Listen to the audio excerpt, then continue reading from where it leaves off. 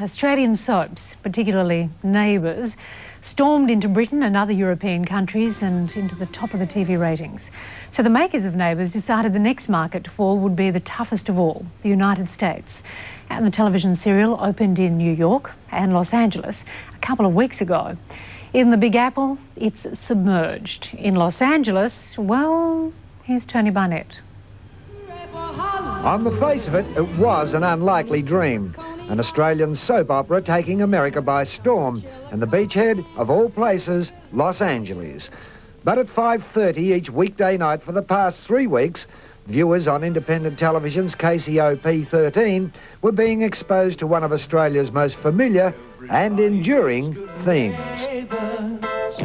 With a little understanding. It certainly hadn't lacked publicity. The mass circulation Los Angeles Times devoted half a page to the Aussie soap's debut. One reviewer dubbed it "G'days of Our Lives" and went on to explain that Neighbours had already conquered much of the English-speaking world and could count Princess Di and the Queen amongst its devotees.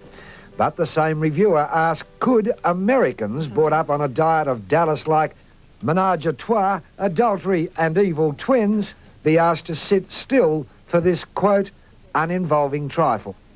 Apparently not. Next week, after just 20 of the 1,400 recorded episodes, Neighbours will be axed. The reasons?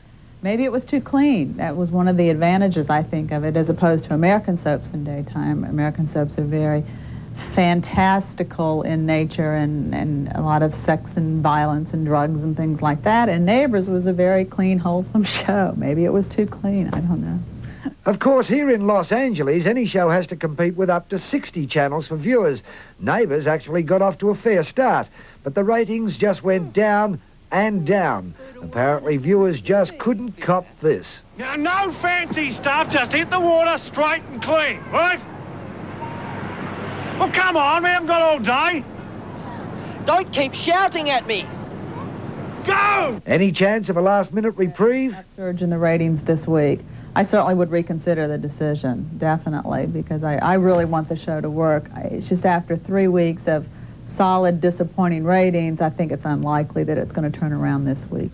Well, of course, anything can happen in show business, but it does seem that the distance between Ramsey Street and Hollywood Boulevard is just too great.